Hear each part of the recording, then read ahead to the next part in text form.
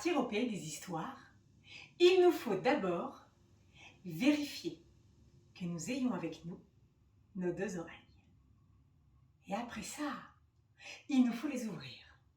Alors, tout d'abord, un tout petit peu, et puis un peu plus, et puis on va les ouvrir le plus grand possible. Une fois les petites et grandes oreilles bien ouvertes, nous pouvons alors partir au pays des histoires.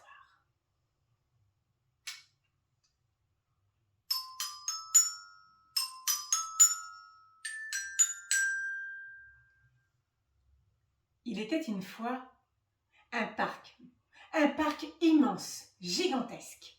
Dans ce parc, il y a des arbres avec des troncs énormes et surtout des branches qui chatouillent les nuages.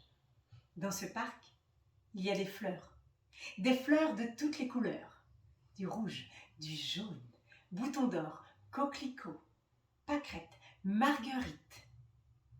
Et dans ce parc, il y a aussi un tronc pas plus haut que ça, un tronc coupé et creux. Et c'est dans ce tronc que nous allons regarder. Et hop! Oh oh! Oh oh! À l'intérieur du tronc creux, oh, bien endormie, Mademoiselle Coccinelle. Mademoiselle Coccinelle blottit entre ses ailes. Si on regarde à nouveau, oh oh! Oh oh! Bien endormie. Oh. Grosse grasse, c'est Madame Limace. Et si on regarde à nouveau, oh oh, oh oh, lui est endormi au chaud, bien blotti dans sa coquille. Lui, c'est Monsieur Escargot. Monsieur Escargot a fait un long voyage pour arriver dans ce parc. Monsieur Escargot vient d'un autre pays. C'est pour ça que lorsqu'il parle, il a un drôle d'accent. Il parle comme ça, parfois avec des mots un peu bizarres. Il est anglais. Mademoiselle Coccinelle, Madame Limace, Monsieur Escargot sont les 3 meilleurs amis du monde. Et il vit dans le tronc creux depuis de nombreuses années. Voilà qu'il a une idée. Mes amis, on n'a pas le choix. Si les hommes détruisent le parc, il faut nous en aller loin, trouver une autre maison. Et ils s'en vont, tous les 3.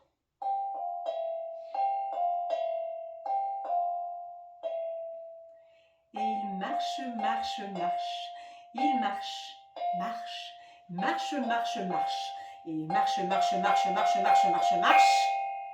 ils marchent, glissent, avancent pendant de longues minutes.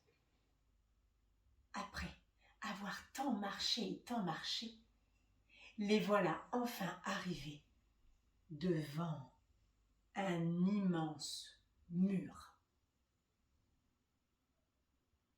Mademoiselle Coccinelle déploie à nouveau ses ailes, passe de l'autre côté du mur, et lorsqu'elle revient, elle a les yeux pétillants. Eh oui, de l'autre côté du mur, le potager. Monsieur Escargot jette un petit coup d'œil à droite, un petit coup d'œil à gauche. Et tout à coup, il aperçoit un tronc. Pas plus haut que ça. Monsieur Escargot s'approche, fait le tour du tronc. Le tronc est creux. Alors il y rentre et il le sait. Il le sent. C'est là que va être leur nouvelle maison. Et vous ne me croirez peut-être pas, mais il paraît que dans ce potager, dans le tronc creux, vivent maintenant très heureux une grande famille d'escargots, une grande famille de limaces plus gourmandes les unes que les autres, et une jolie famille de petites coccinelles qui tous les matins déploient leurs ailes. C'est ainsi que se finit le voyage de Monsieur Escargot. Et si vous voulez bien maintenant, on va refermer nos oreilles, les refermer, refermer, refermer, et hop! L'histoire maintenant dans vos têtes peut s'échapper, s'évader, comme vous voulez. Mon histoire est terminée.